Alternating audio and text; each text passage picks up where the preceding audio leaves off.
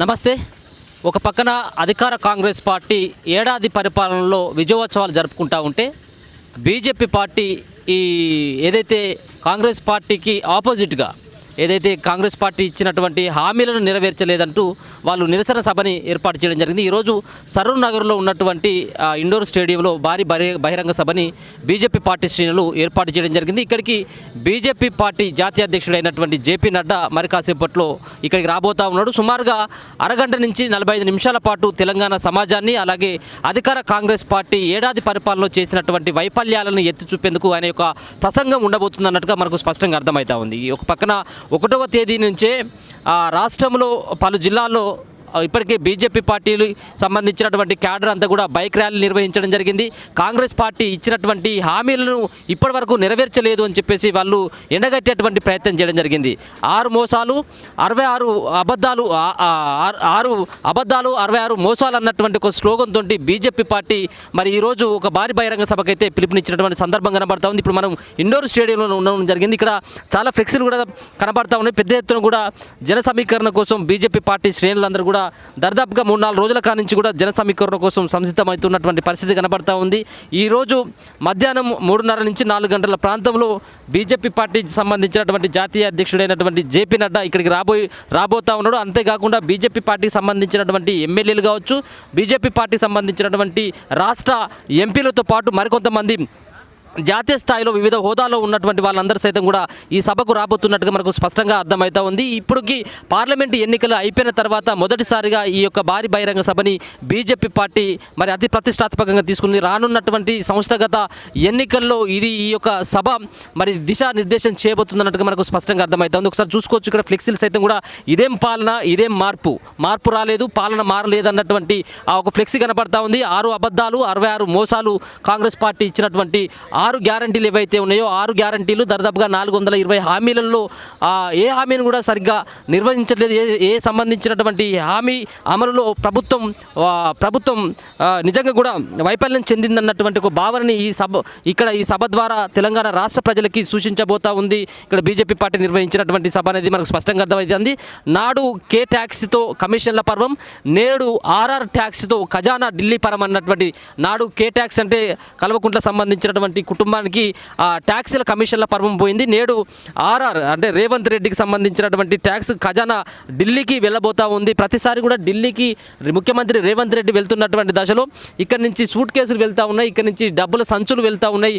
అక్కడ ఉన్నటువంటి ఢిల్లీలో ఉన్నటువంటి ఎవరైతే రాహుల్ గాంధీ ఉన్నారో రాహుల్ గాంధీ సోనియా కుటుంబానికి తెలంగాణ రాష్ట్రం నుంచి ఖజానాని తీసుకెళ్లేందుకు డబ్బుల మూటల సంచులని తీసుకెళ్లేందుకు మాత్రమే రేవంత్ రెడ్డి ఇక్కడి నుంచి వెళ్తూ ఉన్నాడని చెప్పేసి ప్రతిసారి కూడా బీజేపీ పార్టీ చెప్తా ఉంది. కాబట్టి ఇటువంటి సంబంధించినటువంటి స్లోగన్ని రైతులకు సంబంధించినటువంటి రైతుకు రాని అటువంటి భరోసా, ఉద్యోగాలకు సంబంధించినటువంటి అంశం కావచ్చు, ధరణితో బీఆర్ఎస్ దగ, హైడ్రాతో కాంగ్రెస్ డోకా అన్నటువంటి ప్రజలను ముంచడంలో ఈ రెండు ఒకటే అని చెప్పేసి బీజేపీ పార్టీకి సంబంధించినటువంటి ఇక్కడ ఫ్లెక్సీలన్నీ కూడా ఒక దర్శనమిస్తున్నటువంటి పరిస్థితి కనబడతా ఉంది. మరి కాసేపట్లో ఈ సభా ప్రాంగణంలోకి బీజేపీ పార్టీకి సంబంధించినటువంటి చాలామంది సీనియర్లు, చాలామంది రాష్ట్ర స్థాయితో పాటు జాతీయ స్థాయిలో ఉన్నటువంటి బీజేపీ పార్టీకి సంబంధించినటువంటి నేతలంతా కూడా ఈ సభకి హాజరు కాబోతున్నట్టుగా తెలుస్తూ ఉంది. ఒక పక్కన బీజేపీ పార్టీ ముఖ్యంగా రానున్నటువంటి స్థానిక సంస్థల ఎన్నికలను దృష్టిలో పెట్టుకుని ఇటువంటి సభ పెట్టబోతున్నారన్నటువంటిది కూడా తెలుస్తూ ఉంది. ఇంకొక పక్కన మొన్న బీజేపీ పార్టీకి సంబంధించిన రాష్ట్ర ఎంపీలు కావచ్చు, ఎమ్మెల్యేలు కావచ్చు ప్రధాని నరేంద్ర మోదీ దగ్గరికి వెళ్ళి కూడా ఇక్కడ తెలంగాణ రాష్ట్రంలో కాంగ్రెస్ పార్టీ వైఫల్యాలను ఎత్తి చూపాల్సినటువంటి అవసరం ఉంటుంది.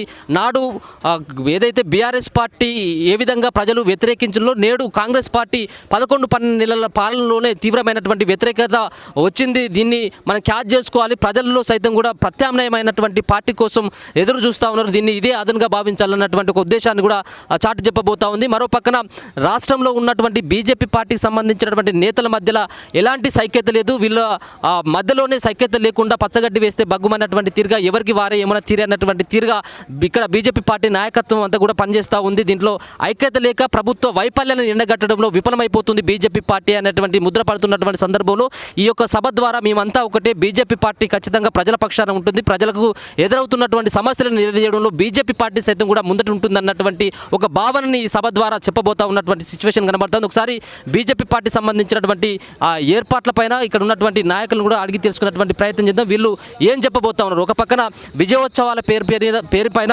కాంగ్రెస్ పార్టీ వాళ్ళు విజయోత్సవ ర్యాలీలు కావచ్చు, విజయోత్సవ సభలు పెట్టుకుంటారంటే వీళ్ళు ప్రభుత్వం విఫలమైపోయింది, ప్రభుత్వ వైఫల్యాలను ఎండగట్టాలన్నటువంటి ఒక ఆలోచనతో బీజేపీ పార్టీ మరి ఇక్కడ మరో సభని పెట్టబోతా ఉన్నారు. దీనికి సంబంధించినటువంటి అంశాలని ఒకసారి బీజేపీ పార్టీ సంబంధించినటువంటి నాయకులను కూడా అడిగి తెలుసుకున్నటువంటి ప్రయత్నం అయితే చేద్దాం.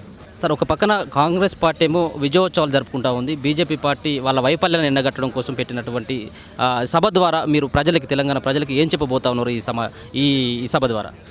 ఒకటే, కాంగ్రెస్ పార్టీ ఎన్నికల ముందు అనేక రకాల వాగ్దానాలు చేసి మేము అధికారంకి వస్తే ఇవన్నీ చేస్తామని చెప్పి ప్రజలలో ఆశలు రేకెత్తించి ఓట్లు వేయించుకొని ఇవాళ గెలిచి అధికారంకి వచ్చింది. కాబట్టి మీరు చెప్పిన వాగ్దానాలు నెరవేర్చమని భారతీయ జనతా పార్టీ తెలంగాణ ప్రజల పక్షాన ప్రశ్నిస్తున్నది. ఇదే గ్రౌండ్లో ఎన్నికల ముందు కాంగ్రెస్ పార్టీ ప్రియాంక గాంధీ గారిని తీసుకొచ్చి యూత్ డిక్లరేషన్ ఇచ్చింది. దాంట్లో ఏం చెప్పారు? మీరు సంవత్సరానికి 2 లక్షల ఉద్యోగాలు ఇస్తామని చెప్పిండ్రు. మీరు జాబ్ క్యాలెండర్ అన్నారు, 50,000 కూడా ఇవ్వలేదు సంవత్సరంలో. మళ్ళీ ఇప్పుడు విజయోత్సవాలు అంటున్నారు. తర్వాత ఇంకోటి చెప్పారు, యూత్కు మేము 5 లక్షల వరకు ఒక కార్డు ఇస్తామన్నారు, దాన్ని ఎప్పుడైనా ఎక్కడైనా ఉపయోగించుకోవచ్చని. మరి ఏడా ఇచ్చారా? కాబట్టి ఈ విధంగానే మిగతా డిక్లరేషన్స్ కూడా, రైతు డిక్లరేషన్ అన్నారు, బీసీ అన్నారు, ఎస్సీ ఎస్టీ అన్నారు, ఇవాళ వాటిని కూడా నెరవేర్చడంలో మీరు వైఫల్యం చెందారు.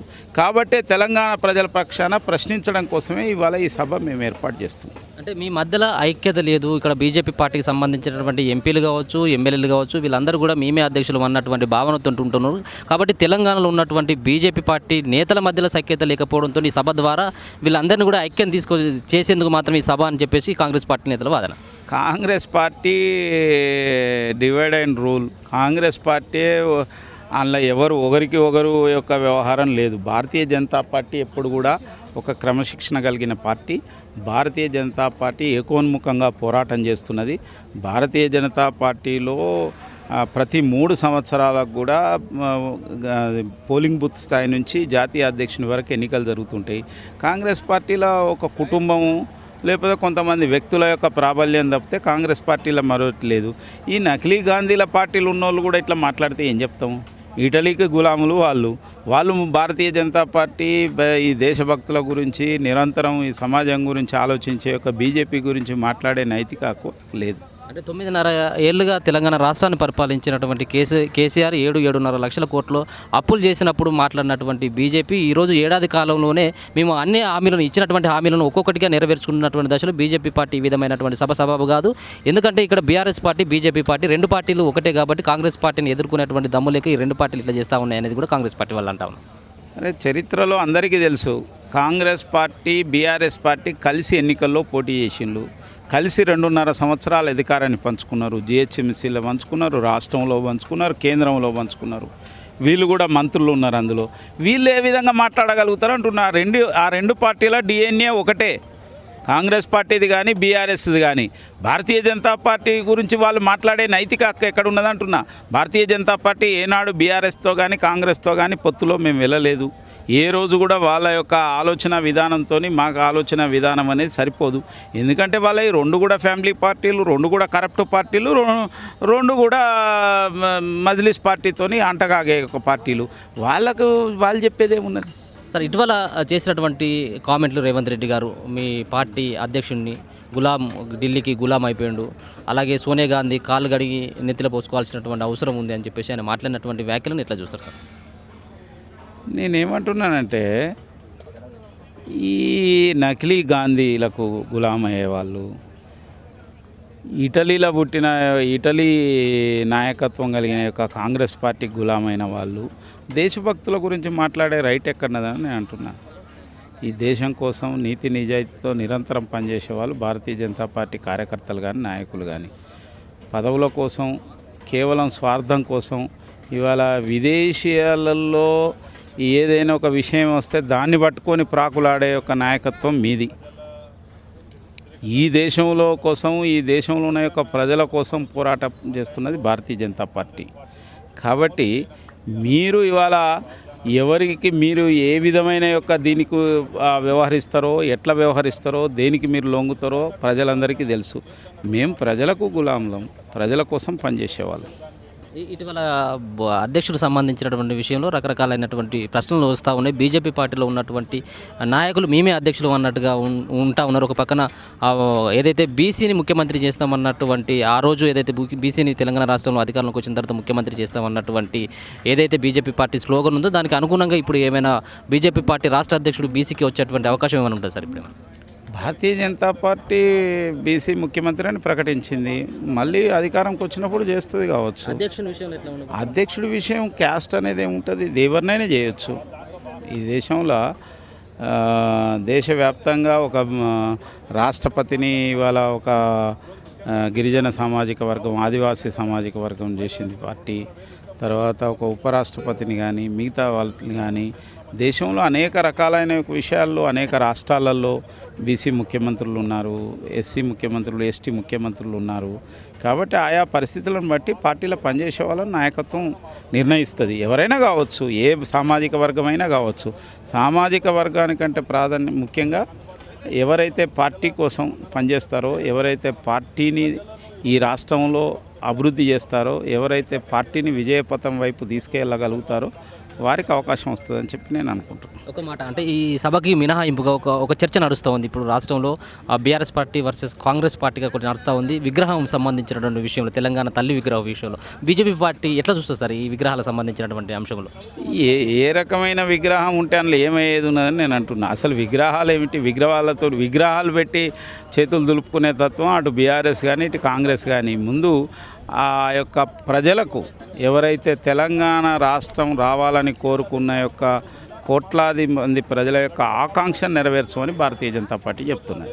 అన్న ఆల్మోస్ట్ కాంగ్రెస్ పార్టీ ఇచ్చినటువంటి గ్యారంటీలను నెరవేర్చడంలో మేము సక్సెస్ సాధించడం చెప్పేసి వాళ్ళు విజయోత్సవ ర్యాలీలు చేస్తూ ఉన్నారు, విజయోత్సవ సభలు పెడతా ఉన్నారు, భారీ బహిరంగ సభలు కూడా పెట్టేందుకు సిద్ధమవుతున్నటువంటి దశలో బీజేపీ పార్టీ దాన్ని వ్యతిరేకిస్తూ ఇలా వైఫల్యం చెందిందన్నటువంటి ఈ సభ దేనికి సంకేతం అనుకోవచ్చు? మేము ఉన్న ఫ్యాక్టు ఏదైతే జరిగిందో మేము దాన్ని ప్రజలకు చెప్తా ఉన్నాం. ఒక సంవత్సరము భారతీయ జనతా పార్టీ ఈ అధికారంలో వచ్చినటువంటి పాలకులకు అవకాశం ఇచ్చింది. ఏ విధంగా మీరు అభివృద్ధి చేస్తారో చూస్తామని చెప్పినాం. సంవత్సరం జరిగింది. ఈరోజు ఏం చేసినామని చెప్పి ఈరోజు విజయోత్సవాలు చేస్తారో మాకు అర్థమైతలేదు. ఈరోజు ఏ వాగ్దానం నెరవేర్చారో, ఒక మహిళలకు ఫ్రీ బస్ అనేది ఒక వాగ్దానం తప్ప ఏ వాగ్దానం కూడా నెరవేర్చినటువంటి పరిస్థితి. ఒక గతంలో ఉన్నటువంటి ప్రభుత్వం పాలకులు మారిరు తప్ప ప్రభుత్వం పరిపాలన మారలే. సేమ్ వాళ్ళు ఎట్లా చేసారో అవినీతిలో వాళ్ళను తలదన్నే విధంగా అవినీతి, మోసం చేయడం, ప్రజలను మోసం చేయడంలో వాళ్ళని తలదన్నే విధంగా ఈ ప్రభుత్వం ఈ విధంగా చేస్తూ ఈరోజు ఏం వాగ్దానం నెరవేర్చారు? వాళ్ళు రైతులకు రుణమాఫీ చెప్పి ఈరోజు సగం మందికి కూడా రుణమాఫీ పూర్తి కాలేదు. అదేవిధంగా రైతు భరోసా, గతంలో ప్రభుత్వం రైతు భరోసా ఇస్తే ఏదో పెట్టుబడి సాయంగా కొంత వచ్చింది వాళ్ళకు, రైతులకు. దాని మీద కొంతమంది బాగుపడ్డటువంటి రైతులు కూడా ఉన్నారు. అటువంటి పరిస్థితిని ఒక సంవత్సరం అయిపోయింది, ఇప్పటివరకు రైతు భరోసా లేదు. మేము ఏం చెప్పినాం? అధికారంలోకి రాగానే 100 రోజుల్లో మా హామీలన్నీ కూడా అమలు చేస్తామని చెప్పారు. ఇప్పటి వరకు ఏ హామీ అమలు చేయలే. మహిళలకు ఇస్తున్నటువంటి 2,500 రూపాయలు అది ఇవ్వలే. అదేవిధంగా నిరుద్యోగులకు వాళ్ళకు నిరుద్యోగ వృత్తి ఇస్తామని చెప్పి చేయలేదు. ఏదైతే ఆసరా పెన్షన్లు ఉన్నాయో 4,000 రూపాయలు 2,000 నుంచి 6,000 ఇస్తామని చెప్పి ఈరోజు వృద్ధులు కానీ, మహిళలు కానీ, వితంతువులు కానీ, వికలాంగులు కానీ వాళ్ళు ఎదురు చూస్తూ ఉన్నారు. ఇప్పటికి కూడా ఎటువంటి పరిస్థితి అంటే ఇప్పటికి కూడా మాకు 4,000 వస్తాయేమో, మాకు కొంత ఆసరా ఉంటుందని చెప్పి ఎంత నమ్మకంతో ప్రభుత్వాన్ని గెలిపిస్తే ఇప్పటి వరకు అది కూడా ఇచ్చినటువంటి సందర్భం లేదు. చదువుకుంటేటువంటి వాళ్ళకి సాయం చేస్తామన్నారు. ఏదైతే పెళ్లి చేసుకున్నటువంటి వాళ్ళకు అదనంగా బంగారం ఇస్తామన్నారు. ఏ వాగ్దానం అమలు చేసిరో ఒకసారి ఈరోజు ఈ ప్రభుత్వం చెప్పాలి. ఏ వాగ్దానం కూడా అమలు చేయనందుకే ఈరోజు మేము భారతీయ జనతా పార్టీ తరఫున ప్రజలకు చెప్తా ఉన్నాం. గతంలో కేసీఆర్ ప్రభుత్వము బీద ప్రజలకు గత ఎన్నో సంవత్సరాలుగా గతంలో ఉన్నటువంటి ప్రభుత్వాలు సాగు చేసుకొని బతకండి, దున్నుకొని వ్యవసాయం చేసుకొని బతకండి అని చెప్పి భూముల పట్టాలు ఇస్తే ఈరోజు అభివృద్ధి పేరు మీద బీద ప్రజల నుంచి భూములు గుంజుకొని ఫార్మాసిటీ పేరు మీద కానీ, ఫ్యాబ్ సిటీ పేరు మీద కానీ, ఇంకా ఎలక్ట్రానిక్ సిటీల పేరు మీద కానీ బీద ప్రజల దగ్గర భూములు గుంజుకొని వాళ్ళని అన్యాయం చేసినటువంటి ప్రభుత్వం గతంలో టీఆర్ఎస్ ప్రభుత్వం. మళ్ళీ ఈరోజు కూడా ఈ ప్రభుత్వం అదే చేస్తూ ఉంది. ఇప్పుడు మూసీ పరివాహక ప్రాంతం మూసీ సుందరీకరణ అని చెప్పి ఈరోజు కూలగొడతా. హైడ్రా పేరు మీద బీద ప్రజలు కట్టుకున్నటువంటి ఇళ్లను నిర్మాణంలో వాళ్ళను కూలగొడతా ఉన్నారు. ఈరోజు మళ్ళీ ఫార్మాసిటీ పేరు మీద, ఫోర్త్ సిటీ పేరు మీద దాని రోడ్డు కోసం ఈరోజు దాదాపు 1,900 కుటుంబాలను ఈరోజు రోడ్ల పడేసినటువంటి పరిస్థితి. ఈ ప్రభుత్వాలు ఏదైతే ప్రభుత్వ పాలకులు మారారు తప్ప వాళ్ళ విధానాలు మారలేదు. అవినీతిలో కానీ ప్రజలను మోసం చేయడంలో కానీ రెండు ఒకటే. ఈరోజు మేము భారతీయ జనతా పార్టీ తరఫున మేము ప్రజలకు అండగా ఉంటాం. మీ తరఫున మేము పోరాటం చేస్తాం.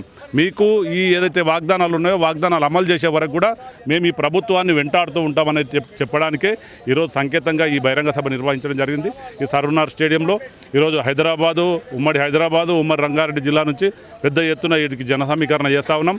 ఈరోజు ఈ ప్రజలు స్వచ్ఛందంగా ఈరోజు రావడానికి సిద్ధంగా ఉన్నారు.